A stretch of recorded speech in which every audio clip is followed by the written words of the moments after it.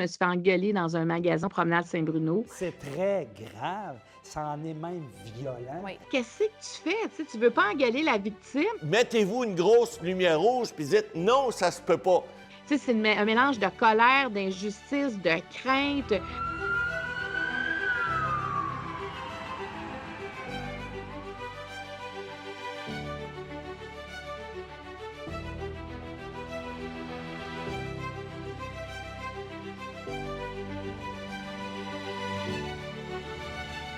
Je suis François-David Bernier, bienvenue à La Firme. Cette semaine, on parle de vol d'identité, usurpation. Nos vedettes se font voler leur image et on s'en sert pour frauder des vraies fraudes, des gros montants qui sont pris à des victimes. On reçoit cette semaine Marie-Claude Barrette qui a mis son armure de combattante pour justement faire une action collective. Et cette action collective a été acceptée, une étape de fait. Elle a même fait un reportage là-dessus. On veut l'aider, on veut en discuter. Je suis avec mon équipe, Maître Jean-Paul Boilly qui est avec nous. Bonjour. Maître Camille Côté, bonjour. Bonjour, Maître Bernier. Donc, premièrement, on va voir qu'est-ce qui s'est passé avec Marie-Claude Barrette, comment elle se rend compte de tout ça, comment elle décide justement de sortir public pour dénoncer ce fléau. On l'écoute à l'instant. Moi, j'ai commencé à me rendre compte qu'on utilisait mon image, mon nom, on me faisait parler à l'écrit pour vendre la crypto-monnaie parce que ça disait que j'avais une plateforme de crypto-monnaie. Les gens cliquaient sur un lien. À partir de là, ils mettaient leur nom, leur courriel, leur numéro de téléphone et rapidement, quelqu'un d'autre les rappelait et c'est là que le stratagème commençait. Pour vrai. Donc, le premier montant, c'était toujours 350 US. Donc, ça a pas, c'est pas un montant qui permet de douter. C'est pas comme s'il demandait 10 000 donc c'était accessible pour plusieurs C'est personnes. graduel, là. Alors là, j'ai compris que c'est un stratagème qui pouvait durer quelques jours, quelques semaines, voire quelques mois, parce que ils rentrent dans la tête de ces gens-là, ils les appellent 6 à 7 fois par jour pendant les jours ouvrables. On leur avec TeamViewer, ils vont voir directement dans les comptes de banque, ils ont combien d'argent. Ils ne vont pas retirer l'argent des comptes de banque, mais ils vont jouer dans la tête des gens. Pour le prendre, là, se le faire donner quasiment légal. Ben, le versement, au final, est légal, là, c'est ça. C'est-à-dire légalement, c'est-à-dire que la personne est consentante à ce moment-là. C'est terrible. Elle est tellement dans. Ces victimes-là ne peuvent pas attaquer le versement. La fraude vient de la fausse représentation, mais au final, ils obtiennent. Donc, on ne peut pas appeler à la carte de crédit, la banque, dire écoutez, je me suis fait frauder, parce que c'est nous, c'est la personne qui le fait, là. Non, c'est pour ça que les victimes, il y en a qu'elles ne se rendent pas compte qu'elles sont victimes parce qu'elles vont dire, mais c'est moi qui ai donné mon argent. Oui, mais c'est parce qu'on vous a joué dans la tête. Écoute, ils leur montrent la bourse. Puis là, mais ils sont sûrs qu'ils sont sur la vraie bourse, là, parce que c'est en temps réel. Et là, on voit l'investissement qu'ils ont fait grandir. Ça fait que des fois, ils vont dire, ah, mais avec ton 350, tu es rendu à 5 000. C'est qu'imagine si tu mets 5 000. Puis là, la personne, elle va dire, mais donne-moi une preuve, j'aimerais ça avoir 2 500. Mais des fois, ils vont leur donner le 2 500. Donc, ils vont dire, écoute, je suis en confiance. Là, j'ai demandé mon 2 000 parce que la personne sait que dans le compte de banque, il y a peut-être un potentiel de 200 000. Donc, ça vaut la peine de redonner un petit 2 500 qui, de toute façon, il va réinvestir. Tu vois, dans la fraude qui me concerne juste avec moi, il y a un couple qui a sorti 350 000 de leur REER. 350 000 Ils ont tous sorti leur REER pour mettre dans cette crypto-monnaie-là en disant on va devenir millionnaire. Donc, l'héritage qu'on va laisser à nos enfants sera vraiment plus important et on fera une différence dans leur vie. Ah, mais ça, c'est des crimes violents, là. C'est violent, ça. Il y en a qui m'appelaient pour valider, qui m'écrivaient pour valider, et il y en a qui voulaient que je les rembourse. Et c'est là que j'ai paniqué. Là, quand j'ai commencé à lire qu'il y en a qui voudraient vraiment que je les rembourse, puis aussi, je me suis fait engueuler dans un magasin Promenade Saint-Bruno. J'ai dit, OK, là, ça se peut pas. Là. Je veux dire, je peux pas avoir l'air d'une fraudeuse, d'une voleuse, quelqu'un qui exploite les autres de cette façon-là, alors que c'est dur de prouver qu'on a raison. Hein, Mhm. tu sais, c'est quand les gens t'accusent, puis tu essaies de dire, non, mais c'est faux, comment on arrive à prouver ça? Parce qu'ils ont t'a vu, tu sais, on t'a entendu. Moi, tu sais, au début, je m'étais tout le temps assise sur mon fauteuil dans le salon, puis j'avais mon cellulaire, puis je répondais tranquillement. Mais tu sais, quand ça fait 3 mois que tu fais ça à tous les jours, que tu réponds, puis que tu n'arrêtes pas de dire c'est faux et que là, l'agressivité, ça sent un petit peu plus, ben, que moi, je viens aussi fatiguée de répondre à ces gens-là, puis de tu te dis, mais comment, qu'est-ce que je peux faire de plus? Et oui, moi, je dormais vraiment moins bien, parce que j'ai toujours été comme une personne qui a fait, tu sais, au niveau de ma réputation, ça a toujours été précieux. Vous êtes droite, vous y avez fait attention. Oui, Et là, des inconnus viennent jouer là-dedans. oui. Parce que l'histoire du restaurant, de confronter quelqu'un qui croit vraiment s'être fait frauder, ça doit vraiment être terrible de vivre ça, là. Oui, puis à un moment donné, j'étais dans un commerce et j'étais en train de payer quelque chose, puis il y a une dame, elle me dit, en tout cas, tu peux bien avoir de l'argent avec tout l'argent que tu voles au monde. Puis, je me suis même pas défendue, je veux dire, j'ai failli m'évanouir, tu sais, je suis venue faible, là, je suis partie chez moi tout de suite après, mais je voulais même pas m'obstiner parce que je me disais, elle a raison de penser ça, à quelque part, parce qu'elle s'est fait avoir, tu sais. Sa réalité pour elle, Oui. c'est ça. Ouais. Je veux pas engueuler une victime. Fait que qu'est-ce que tu fais? Tu sais, tu veux pas engueuler la victime parce que elle est autant victime que moi, mais elle me voit pas comme victime. Je vais-tu lui expliquer ça dans le milieu d'un magasin? C'est tout ça, tu viens mélanger. Puis moi-même, il y a des amis qui me disaient, mais là, tu vas-tu continuer d'en parler longtemps? Mais je ne comprenais pas, là. Ça vient nous chercher au plus profond, là.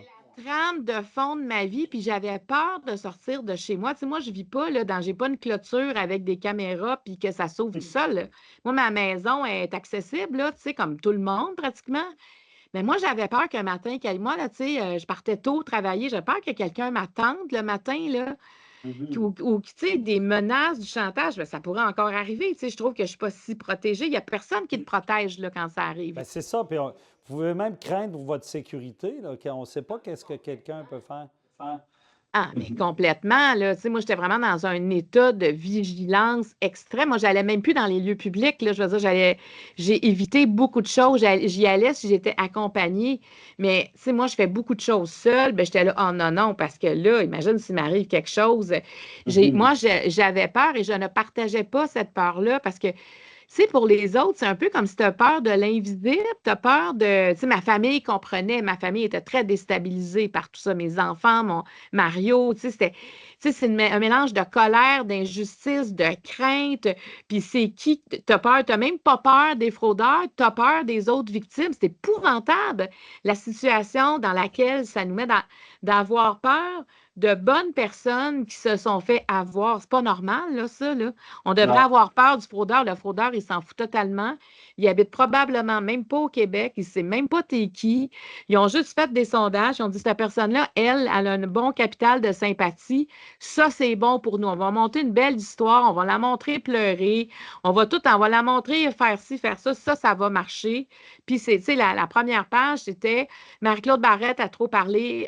Cela mettra fin à sa carrière. C'est sûr que les gens voulaient savoir que tu sais, alors, c'est tout ça. Fait que, tu sais, j'en parle, puis ça me rend encore j'ai encore un malaise avec ça. Je veux plus retourner là. C'est pour ça que je me suis dit, on ne peut plus se permettre ça. Il faut arrêter ça. Il faut réduire. En tout cas, il faut faire tout ce qu'on peut en notre pouvoir pour ne pas faire vivre ça ni aux victimes de fraude et ni aux victimes d'usurpation d'identité. On a comme peur de se plaindre sur la place publique parce que les gens vont dire, oui, mais toi, tu n'as rien perdu. Oui, mais réputationnellement, on perd beaucoup. Et une réputation, ça se gagne avec des années et des années de respect envers les gens, de respect envers les lois, de respect, tu sais, d'avoir une vie. Tu sais, c'est quelque chose, C'est avoir une difficile à gagner, puis ça se détruit facilement. Puis ces fraudeurs-là. qui le décide, Ouais. hein? C'est pas toi qui le décide, ta réputation, c'est comment les autres vont t'accueillir. Et ça, c'est précieux, ce lien-là avec les autres, là. Chers consoeurs, chers confrères, on écoute Marc-Claude Barrette et on se dit, Moi, sur le coup, je voyais ça. J'étais OK, ça doit être fatigant de se faire... Non, troublant.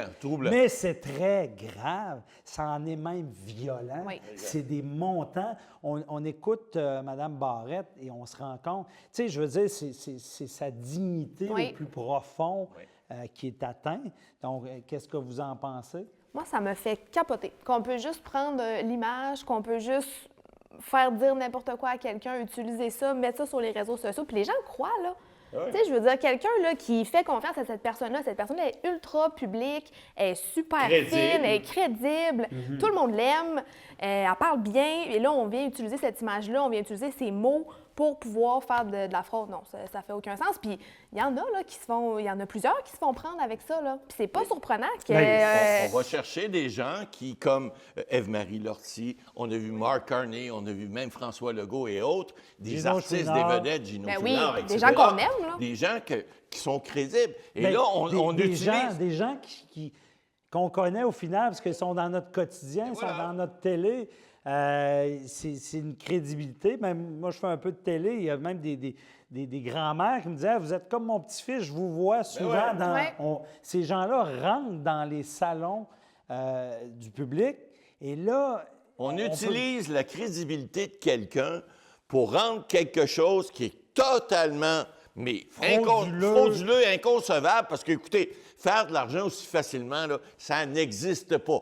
Arrêtez de penser que vous allez faire gagner à la loterie là, en faisant un placement avec quelqu'un qui vous dit « oui, ça devrait être bon ». Mettez-vous une grosse lumière rouge puis dites « non, ça se peut pas ». Et les gens, malheureusement, se font prendre là-dedans et investissent des sommes des fois importantes. Pourquoi? Parce que ces fraudeurs-là, les autres, tout ce qu'ils veulent, c'est l'appât du gain. Et ces gens-là vont même jusqu'à des fois donner un certain rendement aux gens, un peu comme la Ponzi, là, la pyramide.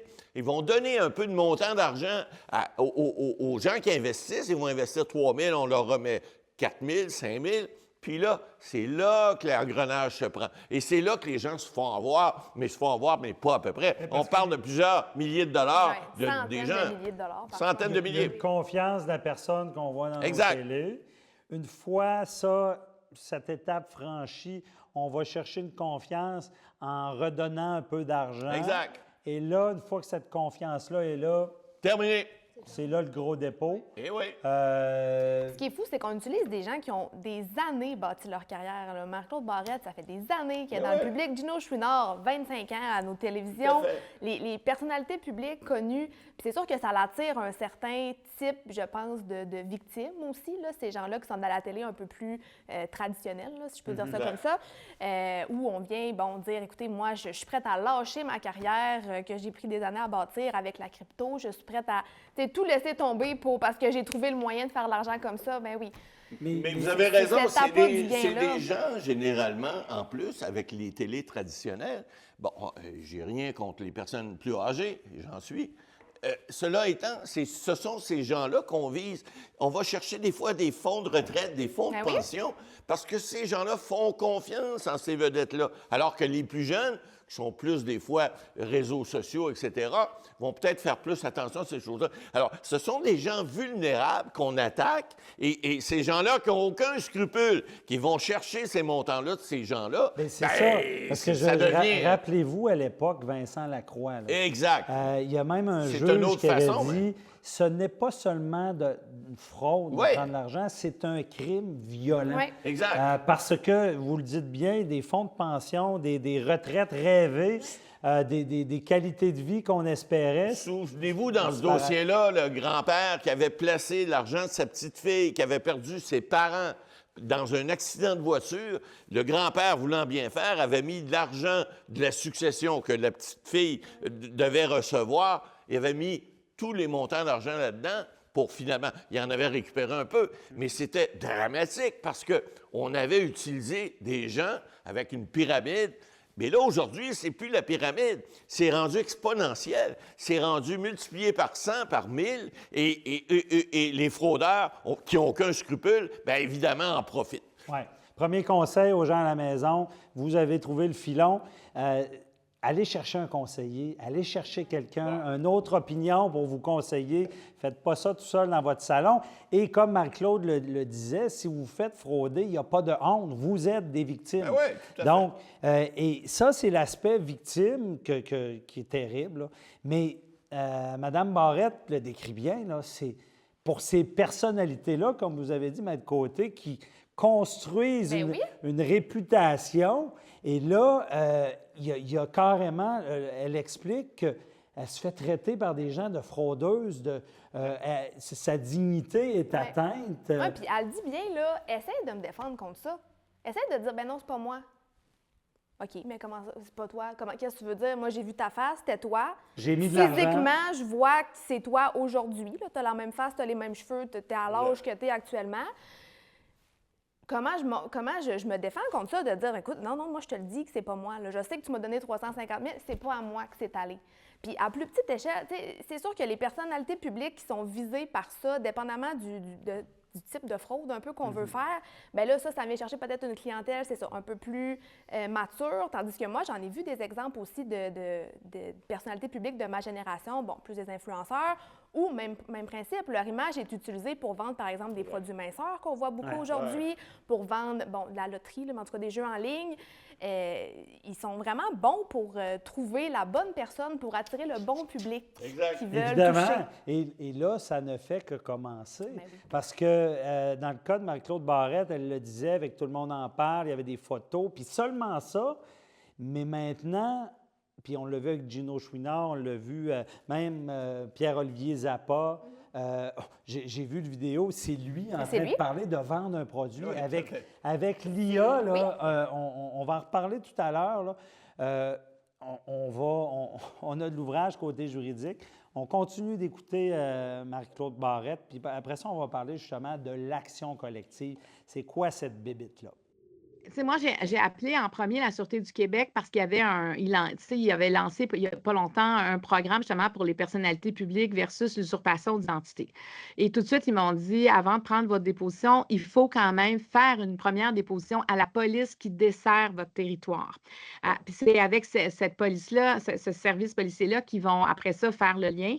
Donc, j'ai appelé tout de suite la police. Dans mon cas, c'est le service de police territoire de Longueuil. Et le lendemain matin, il y avait une enquêtrice à la maison. Donc, elle a pris ma déposition. Moi, j'ai fait des screenshots de tous les courriels, tous les messages que j'avais eus. J'ai fait un suivi longtemps. Là, quand j'en recevais des nouveaux, j'envoyais ça. Mais qu'est-ce qu'ils ont fait exactement? Moi, je ne peux pas vous le dire. Je sais qu'ils ont fait de la prévention avec les messages que j'ai envoyés. Ils m'ont demandé l'autorisation, à un moment donné, de savoir s'ils pouvaient, la Sûreté du Québec, entre autres, pouvait utiliser. Puis là, j'ai dit oui, c'est sûr que vous pouvez faire la prévention. Mais concrètement, qu'est-ce qui s'est passé? Je ne pourrais pas le dire à ça. Je sais, ils étaient là, mais tu sais, comme par exemple dans le cas d'Ève-Marie Lortie, les policiers, un an après, l'ont rappelé puis ont dit, écoutez, nous, on ferme votre dossier. Alors, c'est sûr que tu te sens seul au monde. Donc, moi, Facebook, quand on a déposé, on a fait une demande d'action collective, je ne suis pas contre Facebook et Meta. Je trouve que c'est un réseau social qui est important. Je suis contre le fait qu'on vende les abonnés, les membres, en fait, à des fraudeurs pour qu'ils viennent vider nos poches. Parce que c'est ça, parce que s'ils prenaient soin de nous, dès qu'il y a une plainte, ils retiraient ces fausses publicités-là. Alors, moi, c'est ce que je reproche, parce que pour l'essence, pourquoi ça a existé Facebook, il y a une raison et c'est encore une bonne raison. Et moi, mon entreprise est moi, je suis dans le monde numérique à 100 %. Donc, Facebook, pour moi, c'est une façon aussi d'aller rejoindre des gens, mais ça fait selon les règles de l'art. Et quand on fait une publicité Facebook, des fois, ça va prendre 24 à 48 heures avant qu'elle soit autorisée. Donc, ça veut dire qu'ils ont quand même un système de supervision des publicités. Donc, c'est pour ça qu'ils ont le gros bout du bâton. Moi, je ne peux pas dire, je fais une pub, elle est en ligne, là. Et j'ai appelé Sylvain Paquette, qui est vraiment un spécialiste de la fraude numérique. Et moi, je le faisais venir à la télé, à mes émissions de télé, puis je sais à quel point il aidait les gens. Il m'a aidé aussi, j'avais eu un autre enjeu, beaucoup plus petit, mais un autre enjeu 2 ans avant. Et Sylvain, il s'est rendu, le lendemain, il était à la maison, puis il dit, écoute, Marc-Claude, pense que tu as as tout passé le recours qui sont possibles présentement, mais comme on n'est pas rendu là dans les enquêtes, la police, oui, peut prendre ta déposition, mais qu'est-ce qui se passe après, c'est pas clair. Et moi, ce que je pense, c'est que tu dois déposer une action, tu dois faire une demande en action collective. L'action collective, qu'à l'époque, on appelait un recours collectif, on a changé le mot. Ça, là, c'est quoi cette machine-là, ce véhicule juridique, chers consoeurs, confrères? Ouais. Bien, écoutez, évidemment, le Code civil a changé depuis quelques années, le Code de procédure, et permet maintenant à justement des gens comme Marie-Claude Barrette et autres, puis c'est bravo pour elle, parce que c'est elle qui a pris l'initiative il y a déjà 2 ans, de faire cette demande d'autorisation au nom d'un groupe, parce que là, il n'y a pas juste elle, il y a plusieurs personnes. Mais elle, c'est la représentante. Voilà, elle représente les gens. Toute personne. M. Boily, si on vous met dans une situation, si vous vous mettez à vendre, je ne sais pas, n'importe quoi. Des aspirateurs, n'importe quoi. mais c'est pas moi. Si vous allez-vous être dans cette action collective? Non, écoutez, on a ciblé la décision du juge Sheehan, qui est Martin Sheehan à Montréal, qui est quand même un juge tous les juges sont bons, mais lui, je pense qu'il est encore mieux. Il a vraiment décortiqué dans sa décision là, qui ça doit représenter et quels sont les gens qui doivent être visés par cette action collective-là. Bon, on parle de toute personne qui a pu avoir un impact au niveau... Parce qu'il ne faut pas oublier, il n'y a pas juste Facebook, il y a tous les réseaux sociaux de ce monde qui peuvent être... Tous les GAFAM qui peuvent être impactés par cette décision-là. Parce que, on parlera du fort tantôt, c'est-à-dire où on doit prendre le recours. Boily, c'est qui, là? Vous nous faites laguer. Qui est visé? Et voilà. Bon. Alors, on vise tous les gens qui ont pu être impactés par cette fraude-là monumentale, donc les artistes, les politiciens, les vedettes, les gens qui sont connus du public. C'est très large et c'est pour ça que c'est un recours collectif, parce qu'on ne peut pas délimiter. Un recours collectif, c'est fait pour lorsqu'il y a une impossibilité de nommer tous les demandeurs, par exemple. Et dans ce cas-ci, on pourrait en oublier, et c'est ce que la Cour supérieure veut éviter. Donc, permet à Mme Barrette, qui est la représentante de tous ces gens-là, qui, de bonne foi, on a pris leur identité, on a voulu leur faire vendre un produit ou leur faire vendre une pyramide ou quoi que ce soit. Alors, elles vont représenter tous ces gens-là. C'est seulement des personnalités publiques. Est-ce que Jean-Marie, dans son salon, si on le prend... toute personne. Toute personne. Toute personne qui pourrait être impactée, parce que, évidemment, vous et moi, Maître Bernier, on peut être des inconnus, mais peut-être que des gens vont dire « Maître Bernier aussi était une personne crédible. » Et si on prend votre identité pour vendre un produit, bien, vous pourriez être visé par cette procédure-là. OK. Donc, ce n'est pas nécessairement que des gens qui sont publics. Bien, pas nécessairement, non, parce que ça vise toute personne qui pourrait être impactée par ce recours collectif-là. Parce que ça devient aussi un peu difficile de dire à quel point tu es public. Et voilà. Vous en faites de la télé, vous êtes une personnalité publique dans un sens, peut-être pas au même titre que Tom Cruise ou même Marie-Claude Barrette, mais vous êtes quand même... Parce que ça s'appelle la firme. On ne sait jamais si vous vendez, par exemple, des balayeuses sur Internet, puis c'est pas vous qui parlez, mais l'IA qui parle à votre place, vous pourriez faire partie de ce recours-là. Mais, OK. Mais décortiquons l'action collective. Là, ça prend 2 ans, puis on est à l'autorisation. Ouais. Notre public, justement, ne comprendra peut-être pas qu'est-ce qui se passe. Est-ce qu'ils ont gagné leur cause à l'autorisation? Non, pas du tout. On est vraiment loin de ça, là, effectivement. Quoi? Dans le fond, l'autorisation, c'est pour dire... Parce qu'il n'y a personne qui a mandaté Mme Barrette officiellement là, pour dire « Moi, je suis l'égérie de ce mouvement-là. » C'est elle-même. Exactement. Donc ça, c'est pour ça qu'en Cour supérieure, il faut qu'elle fasse cette demande-là pour dire « Parfait, on vous autorise, vous, Mme Barrette, à être la représentante de tout ce beau monde-là. » Puis, il faut aussi dire, bien, on va évaluer c'est quoi votre dossier. Est-ce que ça paraît raisonnable? Est-ce que vous englobez... il y a des critères là, à respecter, exactement. Puis, une fois que ces critères-là sont remplis, puis je voudrais que le seuil est quand même bas parce qu'on veut quand même donner l'autorisation puis la chance au coureur de présenter son recours. Bien là, l'autorisation est donnée. Fait que là, une fois que ça, c'est donné, bien là, le vrai procès, les vraies procédures commencent, où là, elle va pouvoir continuer ses démarches là, avec Là, ses il y a une avocats. preuve qui est faite. C'est comme un vrai Exactement, procès. comme un Au vrai début, procès. c'est qu'on ne veut pas n'importe quoi qui se ramasse là. C'est ça. C'est un fil. Exact. Ouais. C'est Mais un fil. il y a quelque chose d'important. C'est qu'une fois que l'autorisation est donnée par la Cour supérieure, par le juge, là, le juge Chian, c'est ce qu'il a fait, là, le dossier devient, à ce moment-là, sous le contrôle de l'État.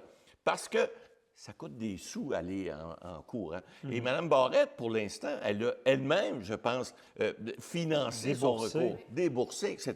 Et là, à partir du moment où l'autorisation est donnée par la Cour supérieure, là, la ball game change. Excusez-moi, la partie change. D'aide aux actions collectives. Aux victimes. Mais est-ce qu'ils payent tout?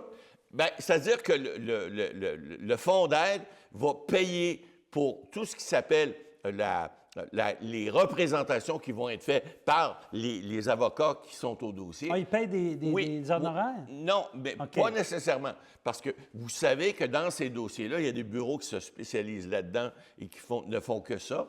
Ils vont chercher des pourcentages. C'est ça. Parce qu'il ne faut pas oublier, là, on va chercher des dommages punitifs, exemplaires et autres. Et ça, souvent, on parle de millions de dollars. Alors, pour les bureaux d'avocats, c'est une manne. Mais il faut d'abord être autorisé. Et c'est là que la démarche est importante. Ce qui fait que les frais, une fois que c'est autorisé, le cabinet va supporter ça dans certains cas avec le fonds. Exact. Et là, à la fin, il va aller prendre un pourcentage. Évidemment, si il fait l'accès à la justice... Bien, c'est ce qui rend ça plus accessible aussi, parce qu'effectivement, que si chacune de ces personnes-là décidait d'entreprendre un recours, bien là, on multiplierait les frais, on multiplierait les procédures, ça ne ferait aucun sens. Donc, ça l'aide aussi. Puis les gens qui font partie de cette action collective-là, bien, comme il y a des frais qui sont, bien, eux, ça leur coûte rien, là, pour faire partie de ce groupe de personnes-là. À moins de exactement. Vous savez ça certainement, c'est qu'on n'a pas besoin de s'inscrire. Non. Si on est dans cette situation, que notre identité a été usurpée, on s'en est servi pour vendre des balayeuses, bien là, on est automatiquement. C'est quand il y a gain de cause et là qu'il y a des montants. C'est là qu'il faut lever la main. Exact. Je suis dans cette situation. Je suis là et voici pourquoi vous devriez m'indemniser. Pas du tout dans le même contexte, là, mais des actions collectives en général. Là, moi, récemment, j'ai reçu un courriel pour du pain, j'ai reçu un courriel pour des crèmes. Il y en a plusieurs. Là, on reçoit ça. Mais là, on parle de montants qui sont beaucoup plus importants qu'une bouchée de pain, comme on dit. Puis il y a certainement moins de monde que dans le cartel. Tout à fait. Et puis à ce moment-là, bien, les indemnités pourraient être beaucoup plus généreuses et beaucoup plus importantes. Il ne faut pas oublier, là, lorsqu'on atteint la réputation, puis Mme Barrette le dit là, dans son témoignage, c'est quelque chose. Elle se ramasse devant des gens qu'elle ne connaît pas, elle se fait traiter de tous les noms, etc. C'est pas facile à vivre. Moi, je pense que ça vaut cher. Et de comprendre aussi que ces gens-là, la réaction que je pourrais avoir, savoir que moi, j'ai contribué, entre guillemets, même si j'ai rien voulu faire, mais entre guillemets, à une perte de 200 000 $, 300 000 à quelqu'un qui c'est son fonds de pension, aïe, je suis pas sûr que je dors bien. Ah, c'est vraiment frappant comment c'est difficile comme situation. La technologie peut amener des choses, mais je veux savoir aussi, est-ce que, parce que dans le cas de Gilbert Rozon, avec les courageuses, il y avait eu une autorisation, ça a été en appel et ça a été cassé. Est-ce qu'il y a un risque ici en appel? Il y a toujours un risque, mais je pense que la décision en droit, elle est bien fondée. Ouais. Évidemment, c'est sûr que ces GAFAM-là de ce monde, ils sont grillés.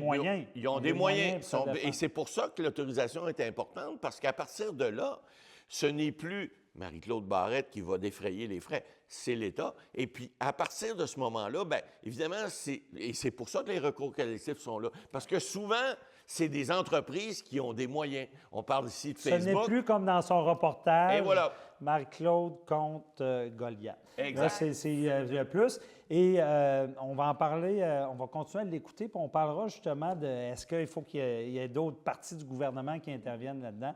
On continue d'écouter Mme Barrette. Tu sais, il y a quand même des points d'ancrage qui sont disponibles. Il y a déjà des pays qui sont en avance sur nous, parce que nous, au Canada, on ne peut pas dire qu'on est en avance. Là. On est vraiment, d'après moi, on est dans la queue du peloton. Il faut reconnaître aussi que cette fraude-là vide les poches des Québécois, des Canadiens. Ah oui. Cet argent-là est complètement perdu. Cet argent-là s'en va outre-mer. Et c'est Benoît Dupont, qui est un grand spécialiste de la fraude numérique, disait... on peut chiffrer, on a peur de dire combien. Est-ce que c'est 1 milliard par année? On Ben n'a oui. pas exactement les chiffres, mais ça va dans ce... Parce que comme la plupart des gens ont honte, ont l'impression qu'ils ont tout fait avec leur consentement, on manque de data. Donc, c'est pour ça que cette loi-là, elle est importante. Je veux qu'elle soit adoptée et qu'on... C'est comme si on rend ça sur la place publique, que ça se peut qu'on se fasse avoir, puis il faut sortir de la honte et il Ouais. faut appeler les instances parce que plus qu'on aura de data sur la façon que les fraudeurs se prennent, sur la quantité de fraude, sur la quantité d'argent perdu, moi, je pense que la Sûreté du Québec aura plus d'argent aussi pour enquêter. Pour enquêter. Moi, c'est clair que je vais aller ailleurs. Là, je veux aller rencontrer l'Union européenne. Je veux aller rencontrer celui qui fait exactement la même procédure que moi en Nouvelle-Zélande. Je veux aller voir en Grande-Bretagne ce qu'ils ont fait, en Australie ce qu'ils ont fait. Il y a des agences gouvernementales qui ont fait des demandes aussi. Donc, je pense que il faut s'unir au-delà des frontières et chacun sur notre territoire se défendre, évidemment, mais comprendre ce qu'on vit, parler d'arguments. Tu sais, je pense qu'il faut s'unir pour être plus fort présentement. Et entre personnalités publiques, parce que il y a Ève-Marie Lortie qui a vécu ça, il y a Gino Chouinard, il y a... est-ce que vous en parlez entre vous? Est-ce que vous échangez, dire « Hey, je vis ça, qu'est-ce que tu vis? Oui. Mais tu sais, comme à chaque semaine ou mettons, peut-être aux 7 à 10 jours, je dirais, j'ai une personnalité publique qui m'écrit. Salut Marc-Claude, là, j'ai un nouveau compte Facebook, c'est pas mon compte, puis là, il est en train de vendre, qu'est-ce que je fais avec ça? Là, j'ai vraiment hâte de te donner voici la marche à suivre. Là, présentement, je leur dis, vous appelez au centre antifraude parce qu'eux, ils prennent quand même tous les renseignements. C'est important pour la Sûreté du Québec qu'on dénonce là. Après ça, appelle la police de ton territoire. Après ça, appelle la Sûreté du Québec. Essaie de dénoncer sur Facebook, mais bonne chance. Mais il faut que tu le fasses. Il faut quand même t'accumuler de la preuve. Il faut que tu essaies de le faire. Donc, j'essaie de leur donner des commentaires, mais des conseils, mais ils sont complètement désarmés, découragés. Discutons maintenant solution. Marc-Claude Barrette est en mode solution, on l'entend. Elle a participé aux auditions pour la loi 24. Bon. Premièrement, expliquez-nous, la loi 24, ça vient faire quoi? Bien, en quelque part, c'est une loi qui va venir régir tout ça parce qu'il n'y a pas de loi applicable comme telle. Et là, il semblerait que, évidemment, l'Office de protection du consommateur pourrait être saisi immédiatement lorsqu'il y a des dossiers comme ça et qui pourrait prendre des mesures pour régler ça et porter possiblement des plaintes contre les Facebook GAFAM de ce monde qui, eux, ne font rien. Alors, ils ne pourraient plus ne rien faire. Ça, on va en discuter aussi, la responsabilité, mais est-ce que les GAFAM vont envoyer promener l'Office de la protection du Québec? Ça risque d'être contesté à la Cour. Par contre, si c'est une loi adoptée, puis là, on va voir si ça va être adopté parce qu'il ne reste pas grand temps au feuilleton à l'Assemblée nationale pour adopter ça. Ça, c'est une autre affaire. Mais je pense que les partis vont s'entendre. Si ce n'est pas cette session-ci, ça sera après les élections, mais il reste que il faut faire quelque chose parce que on ne peut pas impunément laisser les gens qui... Tu sais, c'est un peu comme le réseau de téléphone qui dit, ben là, moi, la fraude, je m'en fous, ça s'est fait...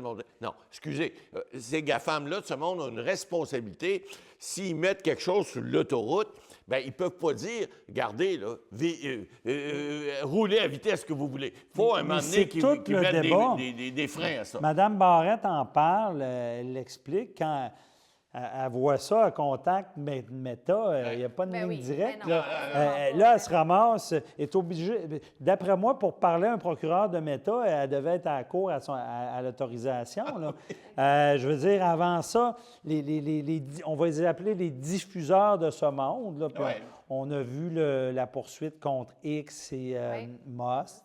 En France? Et en France, parce qu'on tend dans le monde et dans le futur, c'est pour ça que je disais à Marc-Claude Barrette, c'est une cause du futur, parce que l'IA s'en vient à grands pas, c'est pas fini. On tend dans le monde à essayer de régler des choses. Est-ce qu'on va finir par responsabiliser ces GAFAM-là? Mais vous l'avez dit, M. Bernier, écoutez, on est dans le présent et le futur.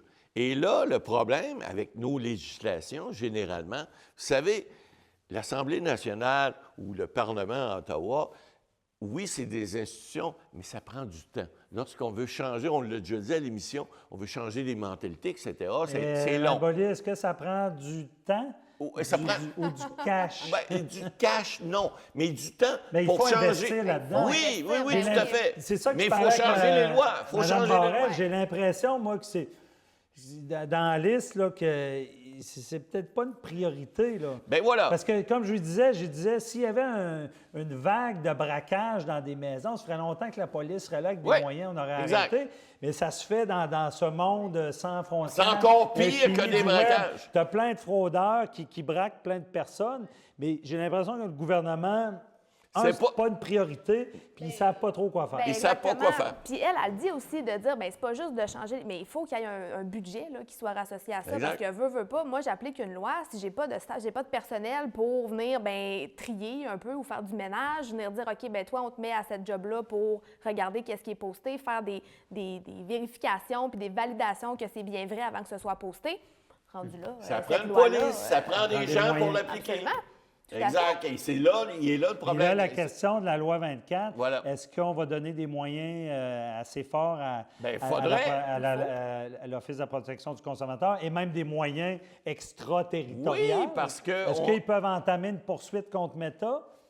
Ben oui, mais c'est ça qu'il faut faire. Parce que l'avenir, c'est ça. On est rendu là, et puis là, la loi est rendue... je dirais pas 10 ans en arrière, mais pas loin. Et ces réseaux sociaux-là sont rendus 10 ans en avant. Alors, on a comme 20 ans de différence entre les deux. Qu'est-ce qu'on fait avec ça? On ne peut pas laisser ça impunément. Il faut faire quelque chose. Et la loi 24, tant qu'à moi, sera peut-être un outil additionnel, mais je pense qu'il va falloir aller au-delà de ça et penser à quelque chose qui va faire en sorte que dans l'avenir, bien, ces réseaux sociaux-là vont être responsables puis ils vont devoir contrôler parce que l'État ne peut pas contrôler ça. Parce que veut pas, tu sais, les géants comme Meta, ils ne peuvent plus se laver les mains de dire, bien là, regarde, moi, tu postes ça ici, rendu là, moi, je fais juste distribuer, tout est beau, ça a accès à tout le monde. Tu sais, veut pas, ça reste que c'est aussi comme ça qu'ils font leurs revenus là, avec les publicités. Exact. Donc là, de venir dire, bien là, regarde, moi, en même temps, je fais des revenus comme publicitaire, mais en même temps, je suis aussi diffuseur, puis je me lave les mains, je dis, bien là, regarde, toi, tu postes qu'est-ce que tu veux, tout est beau. On ne peut plus être là. Ça ne fonctionne plus. Les gens se font frauder. Ça n'a aucun sens. Mais peut-être qu'ils ne se sont pas ajustés. Comme Mme Barrette disait, pour ce qui est des droits d'auteur, il y a une infraction au droit d'auteur, c'est bloqué, il y a des actions. C'est peut-être... Mais souvenons-nous... Mais comment... C'est ça que je me pose comme question. On veut les responsabiliser. Est-ce que réellement, ils ont des... Parce que c'est tellement vaste. Bien, est-ce qu'ils vont se mettre à bloquer des vraies images? Parce que l'IA a détecté ça. Je ne sais pas si... on ne peut plus croire ce qu'on voit là, sur le web. Marc-Claude Barrette, avez-vous bien fait une publicité pour la crypto? Ils vont... Ça va prendre du monde s'ils veulent mettre ça en place. Mais des fois... Avec les technologies, le problème, on l'a vu avec la loi sur le droit d'auteur, des fois, on adopte la loi, puis dans le temps de le dire, est dépassé. Puis ces fraudeurs-là, dans le cas des personnalités, ils sont tellement intelligents pour trouver des failles et des failles. Ils ont l'intelligence artificielle. C'est pour ça qu'on ne s'attaque pas nécessairement à ces gens-là, mais qu'on y va plus pour Meta, pour le distributeur, en tout cas le publicitaire, parce que de dire, bien... Moi, quand on retire cette publicité-là, bien, il va juste se faire un autre compte, puis il va juste se republier ça ailleurs, où le temps va tellement vite, je publie quelque chose, même si je le retire 2 minutes plus tard, ça peut avoir déjà fait le tour de l'Internet. Il y a ça aussi qui est difficile. Mais pensez-vous, là, parce que moi, chapeau à Marie-Claude Barrette, pensez-vous que ce genre de... Puis ça va se faire dans le monde, elle parlait de l'Australie, pensez-vous que ce genre d'action-là pourrait amener justement, si Meta perd des montants, pourrait les amener à... Parce qu'on ne se cachera pas que si on leur donne le choix, ils ne le feront pas. Mais s'ils sont forcés et tous les pays se mettent ensemble... On n'aura pas le choix de le faire parce que si ce n'est pas ça, écoutez, ces gens-là sont là pour faire du profit. Et puis, ils ne sont pas là pour faire avancer ou reculer la planète, malgré ce qu'on peut en penser. Et cela étant, ça va prendre des mécanismes pour leur dire, regarde, tu vas te faire taper ses doigts si tu le fais pas. Et puis, c'est une responsabilité sociale que les gens, ces magas-là de ce monde, devraient avoir. Maintenant, est-ce qu'eux ont pensé à tout ça Non, probablement pas lorsqu'ils ont fondé leur organisme. Mais aujourd'hui, on est devant un fait accompli et il faut qu'ils prennent ça en considération et il faut qu'ils réagissent parce que ça n'a plus d'allure, ce qui arrive. Bien, moi, je pense que légalement, il y aura beaucoup de développement dans ce domaine-là. Évidemment, la firme, merci à Marc-Claude Barrette de nous avoir fait cette entrevue. On sera toujours là pour, si elle a besoin d'aide, évidemment. C'est une cause qu'on va suivre à cœur. À la maison, vous vivez une injustice, contactez-nous sur notre boîte vocale. Le numéro est au bas de l'écran ou à info.tv si vous voulez nous écrire. Et on se retrouve la semaine prochaine pour un autre sujet.